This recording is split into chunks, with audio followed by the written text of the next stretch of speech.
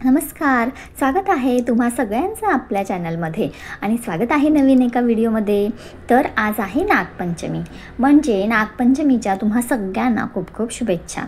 थोडा लेटच झाला आहे, आज व्हिडिओ टाकते, पण ठीक आहे, त्या दिवशीसुद्धा late is better than never, शुभेच्छा देणं महत्त्वाचं।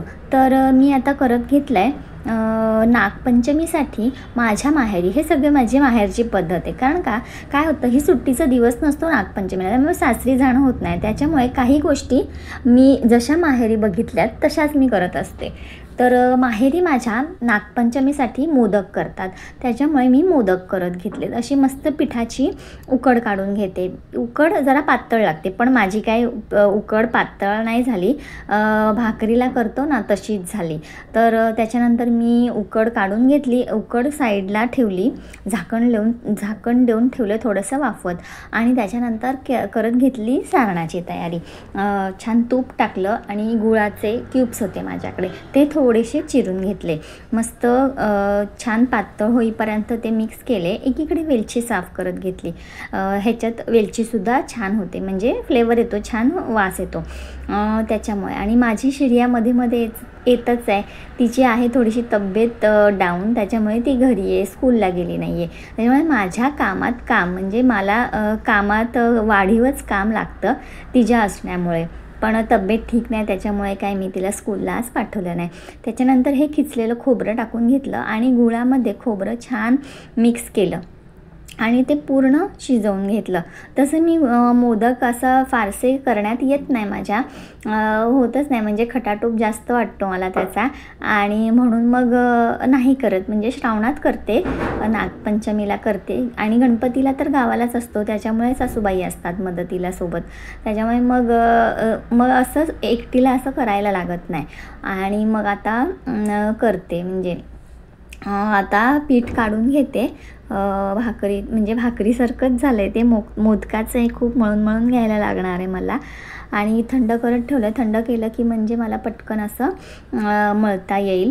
आणि त्याच्यानंतर मग मी ह्या सारणामध्ये, सारण शिजलं आहे छान, खोबरं मस्त शिजलं आहे गुळामध्ये, त्याच्यामध्ये मग मी वेलची टाकून घेतली आणि 2 मिनटं परतवते आणि काढून घेते, झालं आपलं सारण रेडी। आणि मग त्याच्यानंतर मग मी आता मोदकांसाठी पीठ मळून घेते, छान असं पीठ मळून घेतलं, आणि सगळंच काय नाही दाखवलं, कारण का पीठ मळताना काय दाखवणार नाही का, तर त्याच्यामध्ये छान तुपाचा फ्लेवर येण्यासाठी मग मी वरून मळल्यावर आपण कणकाला कसं तेल घेतो तसं पीठ घेतलं आणि छान परत एकदा मळून घेते। मळलं ना की छान होईल असं मला वाटलं, म्हणून मस्त असं छान मळून घेते। जेवढं पीठ छान मळलेलं असेल ना, तेवढ्या मोदकाच्या अशा पाकळ्या करायला छान येतात। आणि मग श्रिया पण मला मागते, म्हणजे मी पीठ मळायला आली ना की तिचं असतंच की मला थोडंसं पीठ दे, मग ते पीठ त्याचं काय काय करत राहणार। आणि मी आज म्हटलं आहे की आपल्याला आज स्नेकची पूजा करायची आहे, आणि मग तिने पिठाचंच करत घेतलं आहे, आणि मी असा मोदक करत घेतला आहे। तुम्ही सांगा मला जमतो आहे का मोदक, जरा बघा, असा मी मोदक करते आहे।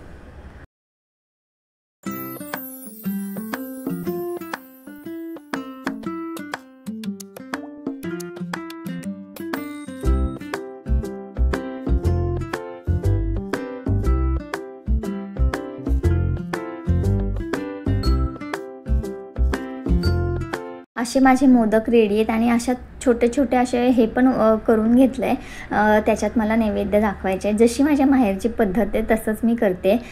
छोट्या वाट्या करून घेतल्या, त्याच्यात मग सगळं असं ठेवून नैवेद्य दाखवायचं आहे, आणि मोदकांचासुद्धा नैवेद्य दाखवायचं आहे। तर नागपंचमी, आणि मी आता मग असं मी वाफेवर ठेवून घेते, स्टीमरचं ती जाळी असते ती वरती ठेवलेली आहे, ती की मला काढायला कंटाळा आला, त्याच्यामुळे हे जे भांडं आहे तेच घेते, त्याच्यात सगळ्या मावतील पण, म्हणून मग हेच घेतलं आणि थोडंसं ॲडजस्ट करून ठेवते। नंतर बघते मी साईडला वाफ वगैरे जाते की नाही ते, असं सगळं। तर नंतर मग नागाची पूजा मी छान करत घेतले, तर त्याच्यासोबतच मी नागाची एक नागपंचमीची कथा सांगणार आहे। त्याच्यात अनेक म्हणजे कथा आहेत, पौराणिक वैचारिक अशा कथा आहेत, त्यातली मी एक तुमच्या पुढे सादर करणार आहे नागपंचमीची पूजा करता करता।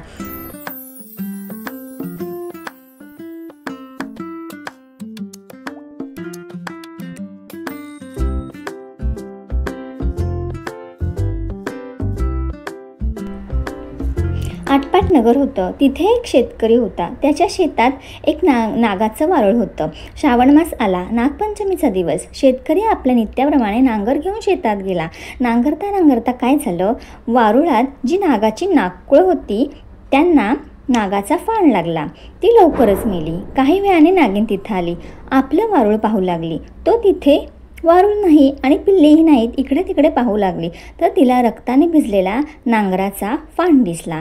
तसं तिच्या मनात आलं, ह्या शेतकऱ्याच्या नांगरानं माझी पिल्लं मेली, ह्या शेतकऱ्याचा निर्वंश करावा असे तिने ठरवले. फणफणतच ती शेतकऱ्याच्या घरी गेली. मुलाबाळांना, लेकी सुनांना आणि शेतकऱ्याला दंश केला.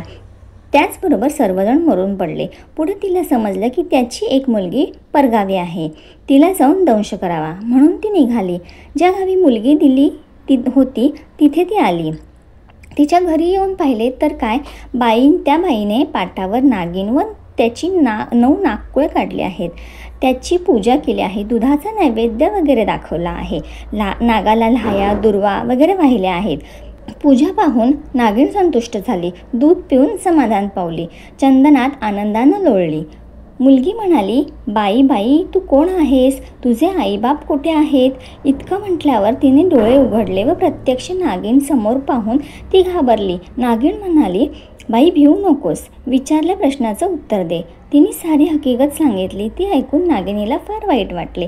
ती मनात म्हणाली की आपल्याला इतक्या भक्तीने पूजित आहे, आपलं व्रत पाळत आहे आणि हिच्या बापाचा आपण निर्वंश करण्याचं मनात आणलं आहे, हे काही चांगलं नाही. तिने मुलीला सारी हकीकत सांगितली. तिला फार वाईट वाटले. मग तिने आई वडील जिवंत होण्याचा उपाय सांगितला. नागिनीने तिला अमृत आणून दिले.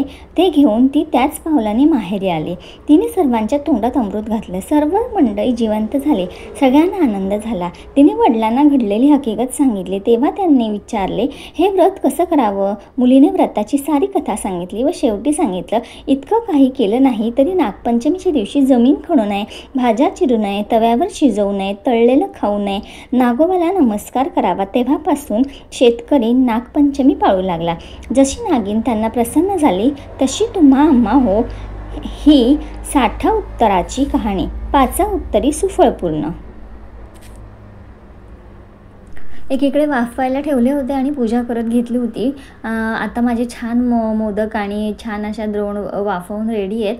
आता मी मस्त गरम गरम काढून घेते आणि एकदम मस्त टायमामध्ये झाले परफेक्ट. आता मला नैवेद्यसुद्धा दाखवायचं आहे आणि त्याच्याबरोबर माझे मोदकसुद्धा रेडी आहेत.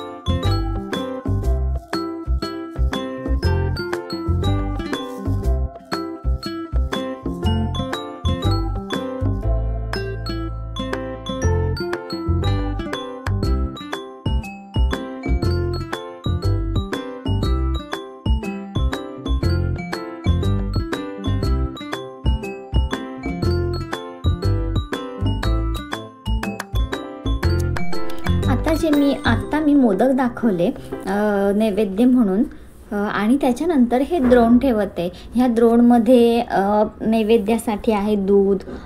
त्याच्यानंतर आमच्याकडे म्हणजे अलिबाग साईडला, मी अलिबागची आहे. सासर माहेर जरी अलिबाग असलं तरी ना जशी गावं बदलतात तशी रूढी परंपरा सगळं बदलत जातं.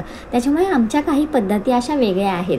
तर ह्या द्रोणमध्ये ठेवले दूध, त्याच्यानंतर लाह्या आहेत, गुळ खोबऱ्याचं नैवेद्य, त्याच्यानंतर भाजलेले सगळ्या प्रकारचे दाणे. पण मी काय भाजले नाही, त्याच्यामुळे थोडेसे माझ्याकडे जे विकतचे चणे होते भाजलेले ते ठेवून घेतलेत. अशा ही अशी आमच्या गावाकडची पद्धत आहे. तशी मी पूजा केली आहे. पूजा कशी झाली नक्की कमेंट करून सांगा. सगळा माझा म्हणजे मी जे केलं ते बरोबर आहे ना, काही चुकलं आहे का, ते मला नक्की कमेंट करून सांगा. आणि व्हिडिओ आवडल्यास नक्की लाईक करा. आणि अजून जर माझ्या चॅनलला सबस्क्राईब केलं नसेल तर प्लीज जरूर एकदा सबस्क्राईब करून मला तुमचा आशीर्वाद आणि तुमचं प्रेम द्या.